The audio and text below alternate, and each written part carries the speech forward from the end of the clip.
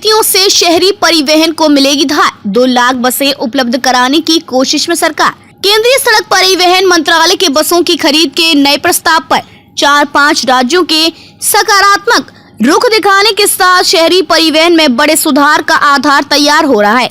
शहरीकरण की तेज रफ्तार के साथ देश के शहरों में परिवहन के ढांचे को बदलने की दिशा में काम कर रही केंद्र सरकार अगले कुछ माह में इस दिशा में बड़े नीतिगत सुधार करने जा रही है। इसका संकेत प्रधानमंत्री के सलाहकार तरुण कपूर ने गत दिवस एक कार्यक्रम में यह कहते हुए दिया कि ज्यादातर शहरों में सार्वजनिक परिवहन का मजबूत ढांचा खड़ा करने के लिए नीतियां तैयार की जा रही हैं। शहरों में परिवहन के सक्षम ढांचे का अभाव। उन्होंने ईवी उद्योग से भी इस जरूरत की पूर्ति करने के लिए नई पहल करने की अपील की। यह विचार इस आलिंगन के साथ व्यक्त किया गया कि ज्यादातर शहरों में परिवहन के समक्ष ढांचे का अभाव है और इसके चलते शहरीकरण संबंधी समस्याएं बढ़ रही हैं। गत अप्रैल में राज्यों के परिवहन मंत्रियों के सम्मेलन में केंद्रीय सड़क परिवहन मंत्री नितिन गडकरी ने बसों की फाइनेंसिंग के नए मॉडल का प्रस्ताव दिया था। इसके तहत राज्यों को शून्य लागत पर ऋण के तौर पर मनचाही संख्या में बसें मिलने की बात है।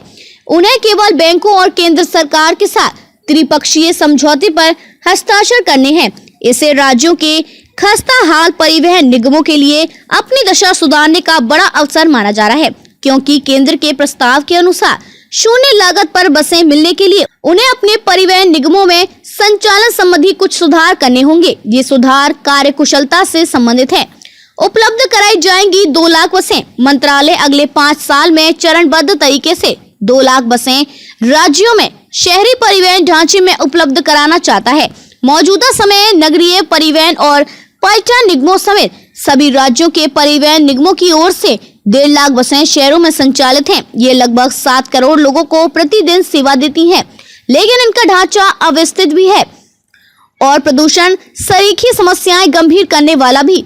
मंत्रालय के एक अधिकारी के अनुसार केवल 25% बसें ऐसी हैं जो पेशेवर तरीके से सेवा देने के साथ ही सुविधा का माध्यम भी बनती हैं।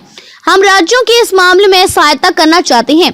4 बड़ी बस निर्माता कंपनियां जरूरत और मांग के अनुसार बसों की आपूर्ति करने के लिए हामी भर चुकी हैं।